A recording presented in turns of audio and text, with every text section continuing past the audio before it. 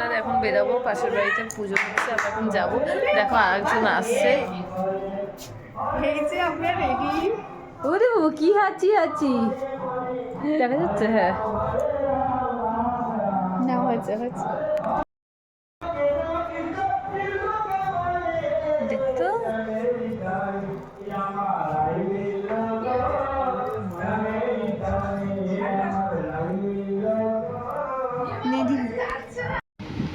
যেহেতু পাশের বাড়ি পুজোটা হচ্ছিলো তাই আমরা কোনো তাড়াহুড়ো করিনি, একটু রাত করেই বেরিয়েছিলাম। তখন বাজে মনে হয় 9:30। এই দেখো আমি, তিন্নি, গণেশ আর চিন্নি আমরা চলে এসেছি মায়ের কাছে, মানে পাশের বাড়ি মায়ের পুজোতে।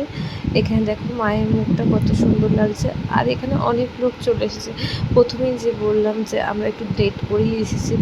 আর এখানে তিন্নি আর চিন্নি ওর ঠাম্মার সঙ্গে এর আগেও কিছুক্ষণ আগে এসেছিলো। দেখো ওরা দুজনের কোলে বসে রয়েছে, এখানে দুটো পিসি, ওই পিসির কোলে বসে রয়েছে চিন্নি আর তিন্নি। চিন্নি তাও সবার কাছে থাকে, কিন্তু তিন্নি ও এখন একটু বড় হচ্ছে। তিন্নি চিন্নির থেকে একটু বড় হয়, ও সবার মুখ চিনতে শিখেছে, তাই ও একদমই কারো কাছে থাকতে চায় না। যদি ও দেখে ওর ঠাম্মি রয়েছে বা ওর দাদা রয়েছে তখন তাও ও কিছুক্ষণ থাকে। দেখো কথা বলতে বলতে খেয়ালই করা হয়নি, দেখো তিন্নি কিন্তু এখানে যে কীর্তন হচ্ছিল, কীর্তন বা আরতি, সেখানে যে মালাটা ছিল গোবিন্দর গলায়, সেই মালাটা ও পরে নিয়েছে। দেখো ও রাধারানী সেজে নিয়েছে। আর এখানে তিন্নি তো ঠাম্মার কোলে ছিলই, আর চিন্নি বলছে ঠাম্মি আমি কেন বাদ যাবো, আমিও উঠবো। তাই ঠাম্মি দুজনকেই কোলে তুলে নিয়েছে।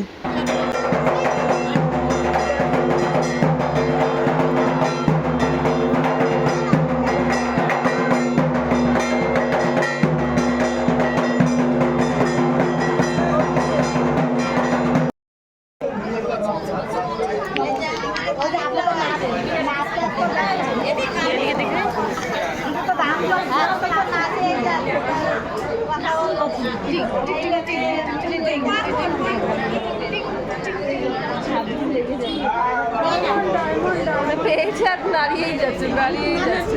ওই দেখ আর একজন কি করে তাকাবি তো। তোমার ব্যাগ ক্যামেরাটা বেশি সুন্দর। আমরা খেতে বসে পড়েছি, দেখো এখানে খাবার খেতে বসবো ঠিক তখনই কারেন্টটা চলে গেল, তাই এতটাই ক্লিপ নিতে পারলাম।